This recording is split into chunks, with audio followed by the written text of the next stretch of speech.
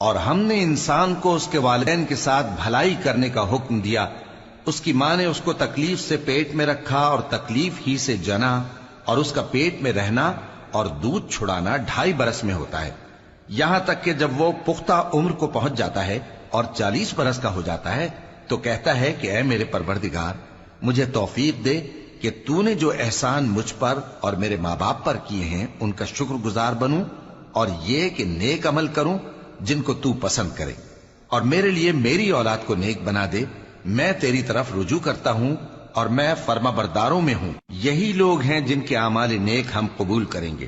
اور ان کے گناہوں سے درگزر فرمائیں گے، اور یہی اہل جنت میں ہوں گے۔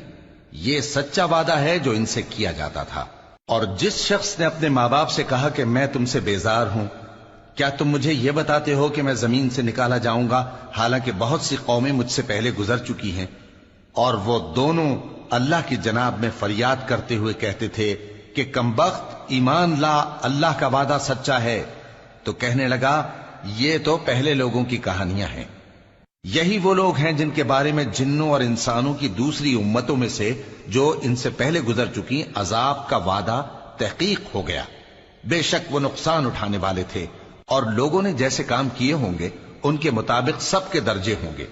غرض یہ ہے کہ اللہ ان کو ان کے اعمال کا پورا بدلہ دے اور ان کا نقصان نہ کیا جائے گا۔ اور جس دن کافر دوزخ کے سامنے کیے جائیں گے تو کہا جائے گا کہ تم اپنی دنیا کی زندگی میں لذتیں حاصل کر چکے اور ان سے لطف اندوز ہو چکے، سو آج تم کو ذلت کا عذاب دیا جاتا ہے،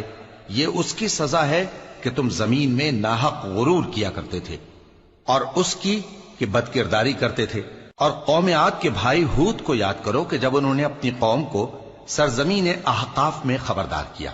اور ان کے آگے اور پیچھے سے خبردار کرنے والے گزر چکے تھے کہ اللہ کے سوا کسی کی عبادت نہ کرو، مجھے تمہارے بارے میں بڑے دن کے عذاب کا ڈر لگتا ہے۔ کہنے لگے کیا تم ہمارے پاس اس لیے آئے ہو کہ ہم کو ہمارے معبودوں سے پھیر دو؟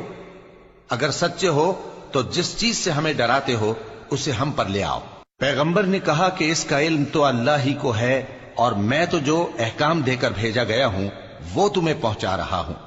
لیکن میں دیکھتا ہوں کہ تم لوگ نادانی میں پھنس رہے ہو۔ پھر جب انہوں نے اس عذاب کو دیکھا کہ بادل کی صورت میں ان کے میدانوں کی طرف آ رہا ہے تو کہنے لگے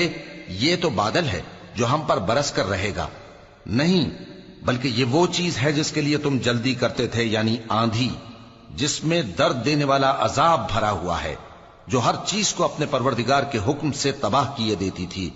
آخر وہ ایسے ہو گئے کہ ان کے گھروں کے سوا وہاں کچھ نظر نہیں آتا تھا۔ گناہگار لوگوں کو ہم اسی طرح سزا دیا کرتے ہیں۔